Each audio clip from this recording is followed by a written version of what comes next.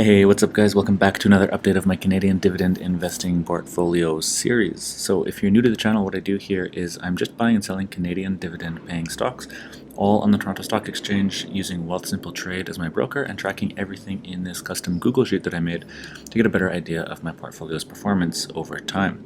If you're interested in using Wealthsimple Trade or the spreadsheet, there's links in the description below that you can definitely check out. So getting started here, today my stock value of the portfolio is sitting around $69,900. And by the way, if you hear some sounds in the background, I'm filming this outside, so you might hear some cars and birds and stuff. Sorry about that. It's just how it is today. So, anyways, we're sitting around 69,900. I had a little bit of cash in the account that I wanted to spend, and basically I'm up around $6,000 for just shy of 10%, which is pretty nice. The stock market pulled back last week, but kind of bounced back again.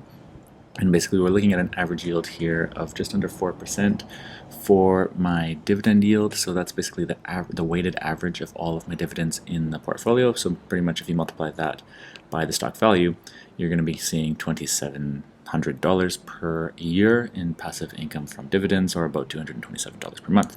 So I'm going to show you, I bought some stocks a few days ago. I'm going to add them into the spreadsheet to track, and we'll come back to this number at the end to see how it has increased based on the dividend stocks that I bought.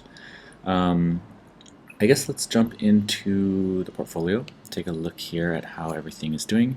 We can maybe sort by the percent of holding. So we have the biggest positions at top, and then the smaller positions down at the bottom, just to get a quick idea of what everything is. We can see a lot of my real estate positions are the biggest ones, and everything else is pretty mixed up. What I do also like doing is sorting it by the percent gain loss, just to get an idea of which my biggest winners are and the biggest losers. So right now financials is really crushing it, all the banks. I wish I had just put all my money into the banks, and then I'd be up 40%, but you know, hindsight is 2020, you never really know. And when we come down here, we see actually most of the utility companies are the most beat up at the moment. And when I was looking at this and what to buy, I had around $300 this week that I wanted to spend.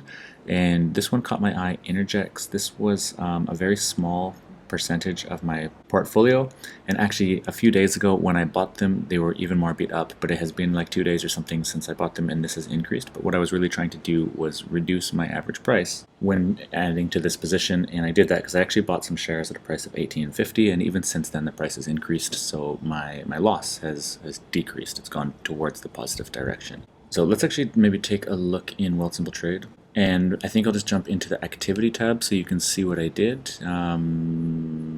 Let's sort. You can see everything in here actually in the last few days. So I did receive some dividends, which I'm going to have to add into the sheet. I have one from TransAlta Renewables here, one from TD, and one from Power Corporation as well. So I'll show you how I add those into my sheet. And then also what I did was my market buys here of Waste Connections. I forgot to mention that. Let's take a look at these back in the sheet in a second. I bought one share of Waste Connection and a couple shares here of Interjex. So what I do is I write these down, or I just open up on my phone, and what I want to do is I want to transfer in everything here directly into the spreadsheet so I can track really accurately, like the exact quantity and unit price. And then we'll see how it all totals up in the sheet, and we can get a different view slightly than what Wealthsimple is displaying to us. So back in the sheet, what I want to do is I want to log my transactions. So I had two on this day. I had TSE, WCN. I just log these in each as I get them. So this one was just on January 31, 2022. And I bought one share at a price of 158.07. And then I didn't have any trading fees or anything, and the price was in Canadian dollars, so I just dropped that down. And the other ones that I picked up was Interjex. It was on the same day. And with these guys, I bought 11 shares at a price, like I said, of $18.50. And again, using Wealthsimple Trade, you're not paying any fees, and everything was in Canadian dollars. So that has been logged correctly now. What I also need to do is log my dividends that I received. So the three that I had were from we had TransAlta Renewables, we also had TD, and we also had Power Corporation. And these all came through on January 31st, 2022. And TransAlta Renewables was $8.85, TD was $9.79, and oops, 9.79. There we go. You have to make sure that you're always entering things incorrectly, because if you put in a mistake in a spreadsheet, it's going to go all through all the calculations and really mess things up. And then Power Corporation was $11.88. And actually this one came through on February 1st, 2022. and all of these were in Canadian dollars. So now everything has been inputted, so I want to check out the first for the portfolio tab and see exactly this has changed a little bit now that it's been reflected, because when we were first looking at this, I hadn't inputted the numbers, and so now it is up to date. And same with Waste Connections here, it will have changed a little bit on the average price. But when we look in the summary tab, we can also see here that the available cash has been reflected, and this exactly matches what I have in Wealthsimple, 5280. That's what I have today. And the annual dividend income has been increased because I bought more dividend paying stock. So at the beginning of the video, this is $2,724. Now it's $2,733. So it's an increase of about $9 per year, totally passive, which is a nice little increase. It's in my tax-free savings account as well, so it's going to be tax-free. And this number will not only grow as I buy more dividend stocks, but also as these companies just naturally increase their dividends over time, because most of the companies I'm buying have a healthy amount of dividend growth, which just means the amount of money they give per share is just going to increase over time as they come out with new announcements about how much they want to pay the shareholders. So that's pretty cool.